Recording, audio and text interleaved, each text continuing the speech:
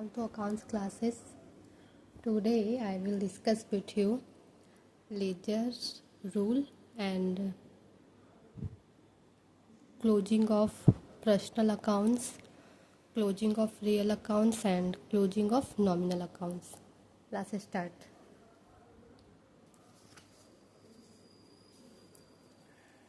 पहला हम लोग देखते हैं closing of personal account. If a personal account shows a debit balance, it indicates the amount owing from him. मतलब अगर पर्सनल अकाउंट जो है वो डेबिट बैलेंस दिखाता है तो यह उस बकाया राशि को दर्शाता है। जो राशि बकाया रहता है उसे पर्सनल अकाउंट दर्शाता है अगर वह डेबिट बैलेंस शो करता है तो। On the contrary, if a personal account shows a credit balance, अगर पर्सनल अकाउंट क्रेडिट बैलेंस दिखाता है, it indicates the amount owing to him. It indicates the amount owing to him. यह उस बकाया राशि को दर्शाता है। फिर देखते हैं in case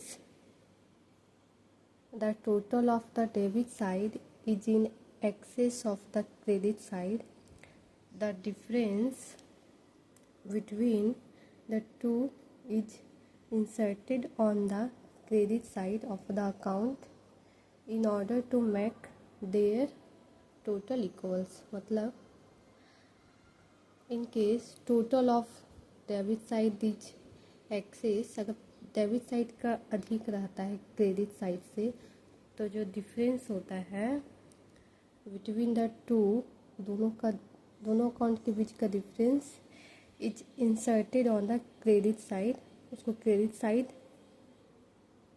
of the account credit side में दिखाया जाता है in order to make their total equals, दोनों को इक्वल्स बनाने के लिए।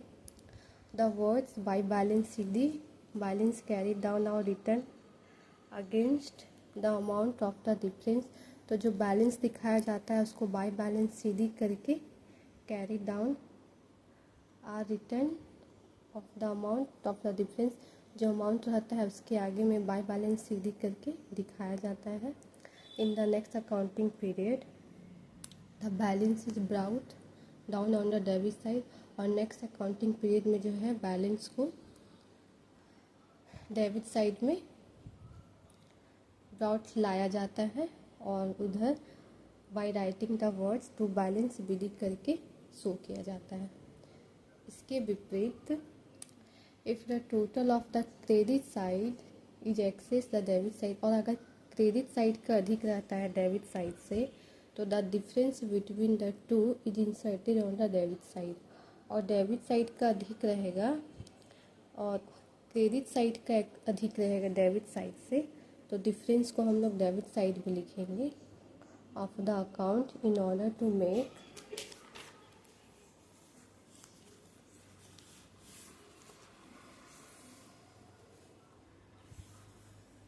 देयर टोटल इक्वल्स, दोनों को इक्वल बनाने के लिए। The words to balance CD are written against the amount of the difference, और जो डिफरेंस का अमाउंट बचेगा उसके आगे टू बैलेंस CD करके दिखाया जाता है। फिर नेक्स्ट अकाउंटिंग पीरियड में balance is brought down on the credit side, और बैलेंस जो है नेक्स्ट अकाउंटिंग पीरियड में उसको क्रेडिट साइड लगाया जाता है बाय बैलेंस BD करके। और हम लोग कल ये जो लेजर डिस्कस हम लोग कल किए थे उसको हम लोग बैलेंसिंग नहीं किए थे।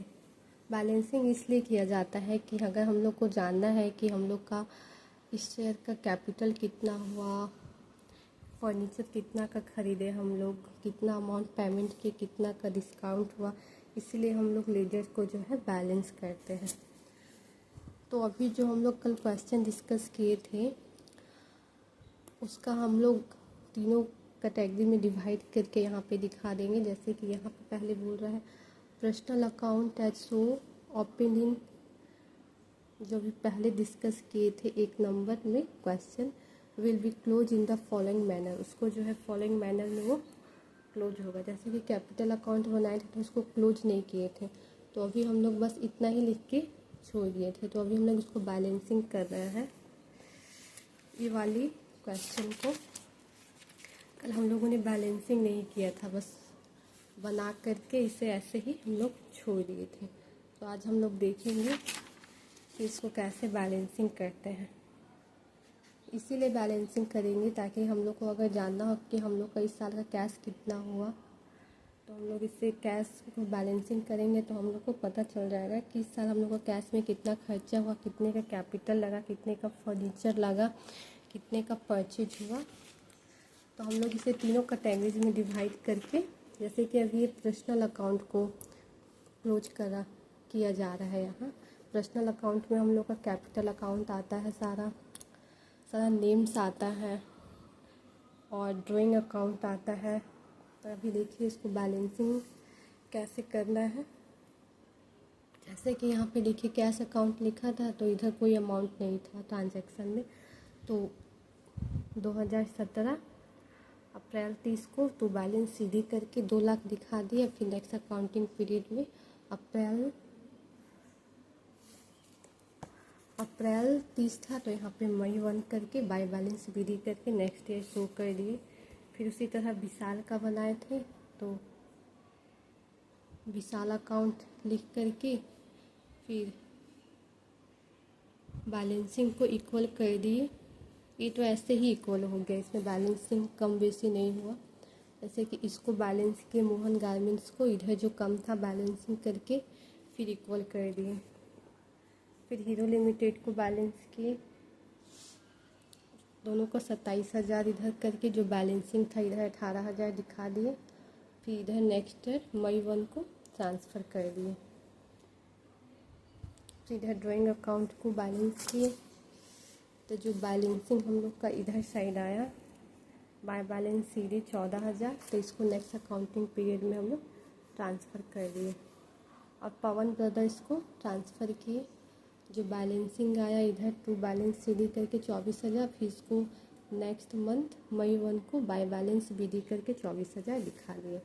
अब नेक्स्ट हम लोग देखते हैं क्लोजिंग ऑफ रियल अकाउंट्स। अब हम लोग का रियल अकाउंट्स में कौन कौन सा अकाउंट आएगा वो भी हम लोग देखेंगे। पहले इसे रीड कर लेते हैं। Real account include the accounts of cash in hand and the accounts of all other assets, जैसे land, building, furniture, investment. Real accounts वैसे अकाउंट को इंक्लूड करता है cash in hand and accounts of all other assets, सारे assets को add करता है, जैसे कि लैंड, बिल्डिंग, फर्नीचर, इन्वेस्टमेंट सारा रियल अकाउंट के अंदर आता है। Method of closing the cash account and the accounts of all other assets is the same as that total of personal account. When balanced, these will always show debit balances. और हम लोग जब real account को balance करते हैं तो हमेशा ये जो है डेबिट बैलेंस शो करता है। और यहाँ बताया गया था जो मेथड है closing the cash account and the accounts of other assets at same date of personal accounts, मतलब कि जैसे कि हम लोग कैश बैलेंस को क्लोज करते हैं और सारा एसेट्स को क्लोज करते हैं, वैसे ही हम लोग पर्सनल अकाउंट में भी वैसे ही अकाउंट्स को क्लोज करते हैं। और हम लोग का जो रियल अकाउंट में जो अकाउंट्स दिखाते हैं वो हमेशा डेबिट बैलेंस शो करता है। जैसे कि रियल अकाउंट में हम लोग का real account as so open close in the following manner. जैसे देखिए रियल अकाउंट में हम लोग का कैश अकाउंट आएगा, हम लोग कल इसका लेजर देखे थे लेकिन बैलेंसिंग नहीं किए थे। तो देखिए यहाँ कल हम लोग ये देखे थे तो हम लोग इसको बैलेंसिंग नहीं किए थे, आज इसको बैलेंसिंग कर रहे हैं कैश अकाउंट।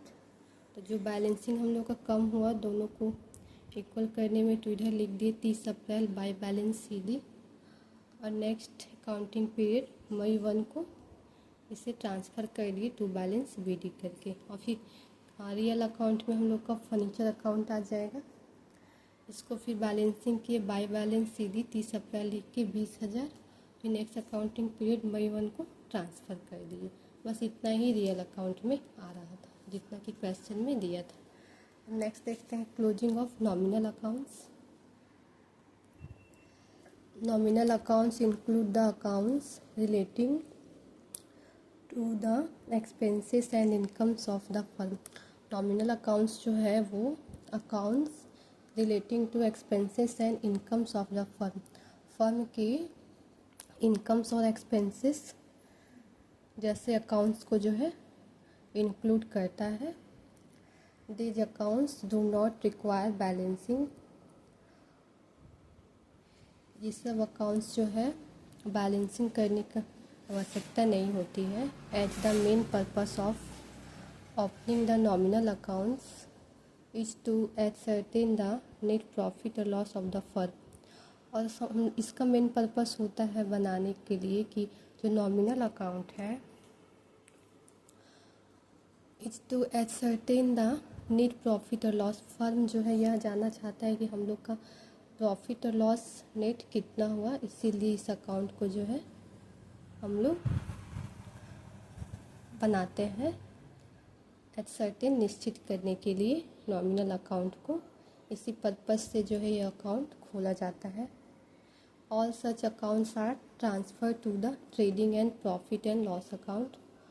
और ये सब जैसा कि सब अकाउंट्स को हम लोग ट्रांसफ़र कर देते हैं trading and profit and loss account of the firm. Firm का जो trading and profit and loss account होता है उसमें हम लोग इसको ट्रांसफ़र कर देते हैं eight the end of financial period के अंत में। ये हम लोग आगे अभी चैप्टर पढ़ेंगे। Accounts relating to goods such as purchase account, sales account, purchase return, sales return and stock account are not balanced.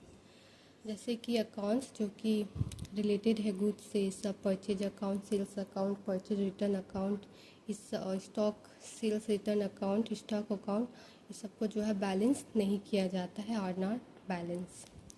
These accounts are closed bye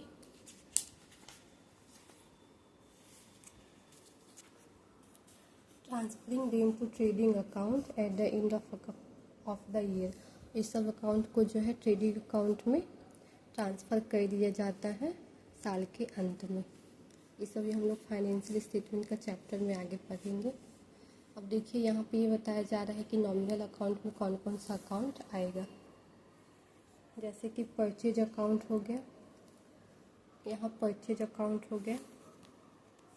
देखिए परचेज अकाउंट को कल हम लोग बताएं कि इसे भी बैलेंस नहीं किया जाता है, तो ये ऐसे ही रहेगा। Purchase account, purchase return account, ये सारा हम लोग का नॉमिनल अकाउंट के अंदर आएगा। Discount received account, sales account, discount allowed account, rent account, salaries account, ये सारा हम लोग का पर्सनल अकाउंट के अंदर आएगा। ये सब अकाउंट को जो है बैलेंस्ड नहीं किया जाता है और ये सबको हम लोग direct trading and profit and loss account में ट्रांसफ़र कर देते हैं। इस सब अकाउंट्स को बताने का मेन पर्पस था कि हम लोग को मेन 3 कैटेगरीज में जो हम लोग यहाँ बांटते हैं। जैसे कि यहाँ बताया गया था कि all the accounts are classified into 3 categories according to their nature, personal account, real account और नॉमिनल अकाउंट।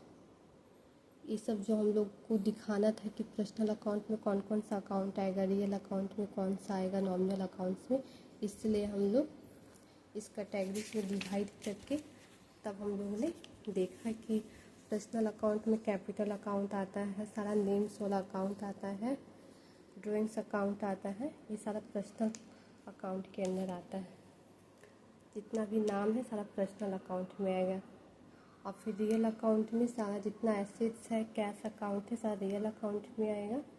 फिर नॉमिनल अकाउंट में, और ये सब को जो है बैलेंस किया जाता है और नेक्स्ट ईयर ट्रांसफ़र किया जाता है। और नॉमिनल अकाउंट में नॉमिनल अकाउंट में हम लोग का जितना भी एक्सपेंसेस हैं और नॉमिनल अकाउंट में सारा हम लोग का ये purchase account, purchase return account, discount receipt, sales account, discount allowance, सारा इनकम और लॉस हम लोग का नॉमिनल अकाउंट में आएगा और इसे हम लोग बैलेंस जो है नहीं करते हैं, वैसे ही शो किया जाता है। ओके, आज के लिए इतना ही, मिलते हैं नेक्स्ट वीडियो में। Okay bye.